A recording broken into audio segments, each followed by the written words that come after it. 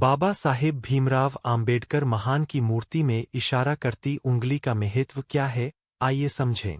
आजकल भारत रत्न डॉक्टर भीमराव आम्बेडकर की यह फोटो सोशल मीडिया से लेकर इलेक्ट्रॉनिक मीडिया में दिखाई जा रही है। आखिर इसी फोटो का उपयोग प्रचार प्रसार में क्यों किया जा रहा है? तो आइए जानते हैं इसे एक कहानी के माध्यम से। एक बार एक लड़का अपने पिता के साथ डॉक्टर भीमराव आम्बेडकर जयंती की भव्य रैली में गए। वापस घर आने पर अपने पापा से प्रश्न पूछने लगा। लड़का अपने पिताजी से पूछता है, बाबा साहेब हमेशा सूट बूट में ही क्यों रहते थे?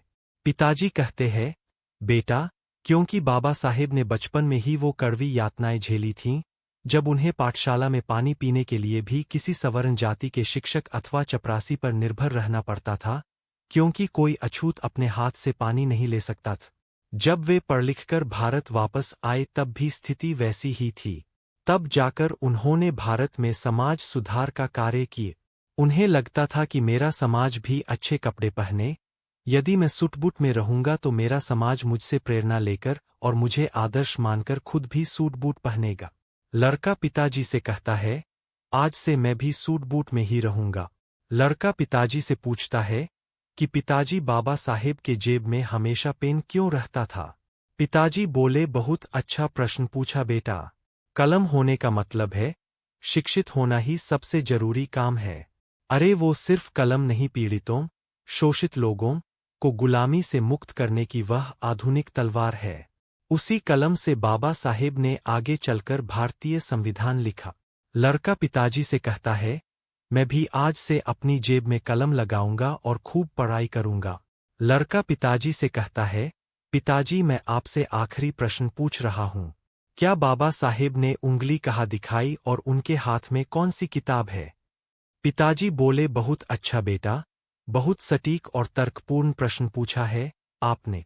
बेटा, उनके हाथ में जो किताब है उसका नाम भारतीय संविधान है। इस संविधान से भारत देश चलता है। इसी संविधान से सभी को सम्मान, स्वतंत्रता, न्याय और बल मिलता है। आजकल भारत रत्न डॉक्टर भीमराव आम्बेडकर की यह फोटो सोशल मीडिया से लेकर इलेक्ट्रॉनिक मीडिया और प्रिंट मीडिया में दिखाई जा रही है। आखिर इसी फोटो का उपयोग प्रचार प्रसार में क्यों किया जा रहा है?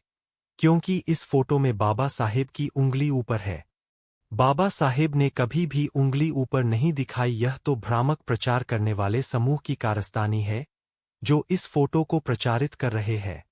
डॉक्टर बाबा साहब ने जो उंगली दिखाई है उसका मतलब है, तुम ही इस देश के शासक हो।